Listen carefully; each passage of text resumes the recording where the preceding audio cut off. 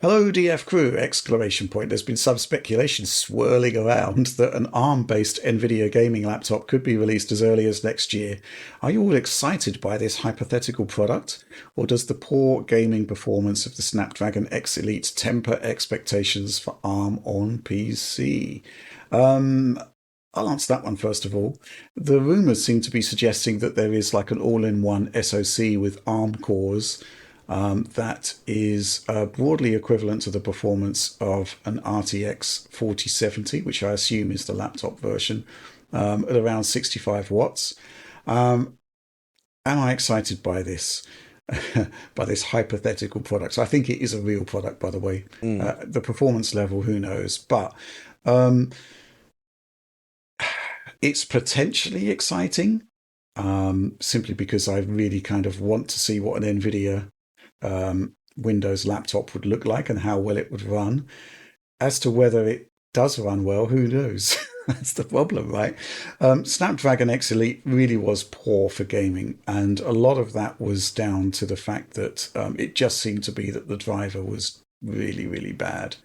And I don't think the ARM translation element to it, Prism, I believe it's called. I don't think that was the cause of some of the horrible stuttering that I saw in like God of War and Dark Souls 3. I just think it was a bad driver by a company that didn't have experience with Windows. That is not going to be a problem with Nvidia, right? Because they've got great drivers, and whether they're running on ARM or whether they're running under Windows, they should still be good, right? The only question at this point concerns Prism. We couldn't actually accurately talk about Prism because in the Snapdragon X Elite, the GPU driver was so poor. But what we could say is that there were certain games that just didn't boot at all. And it seemed to be the case that anything that used AVX instructions on x86 couldn't boot. But I understand that there have been changes to that now based on what I was reading online. I can't test that because I sent the Surface laptop back because it just wasn't a good product.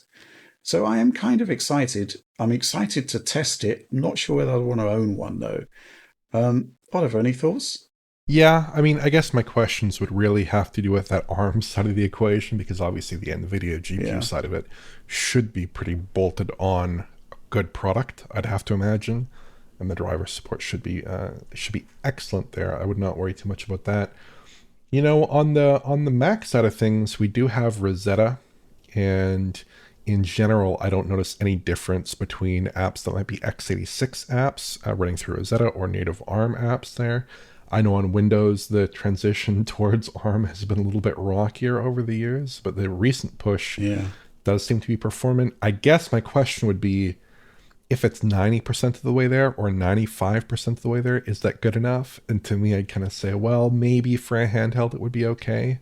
Or maybe for an ultra portable laptop, like as is probably the target for this kind of SoC here, maybe that would be okay. But for a general purpose computer, I probably wouldn't go ARM unless it was like really, really bolted on and good compatibility there.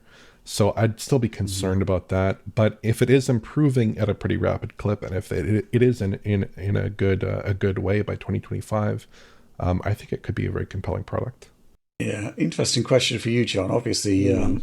I gave you a Windows handheld.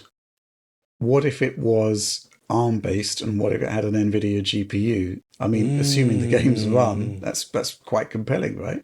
Yeah, no, there's a lot of potential here for this. I think this is still early days in terms of compatibility and execution, but obviously, I think this could be great for power efficiency and just general performance as well.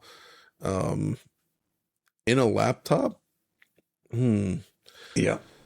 versus the handheld model, I think maybe starting the laptop does make more sense because it's easier to get the sort of general purpose computing tasks up and working well on this sort of architecture versus like saying, hey, we're all in on gaming now, and then running into a gigantic wall of issues along the way.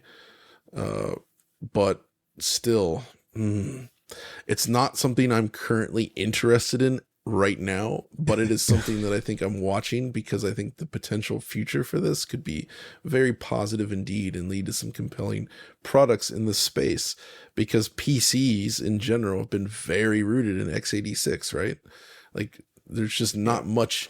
They've tried this before. There's been ARM-based Windows in the past. It just never seems to really work.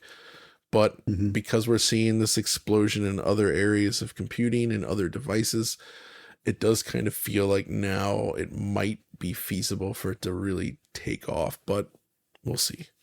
I mean, I did a sponsored video a while back earlier in the year about the Omen 14 with an RTX Right. 4070, and that was super power efficient, and you could run path tracing on it. It was nuts, and so I kind of really like the idea of, what if it was actually an Nvidia handheld out there that could do ray tracing performantly, that had DLSS, that had good frame generation.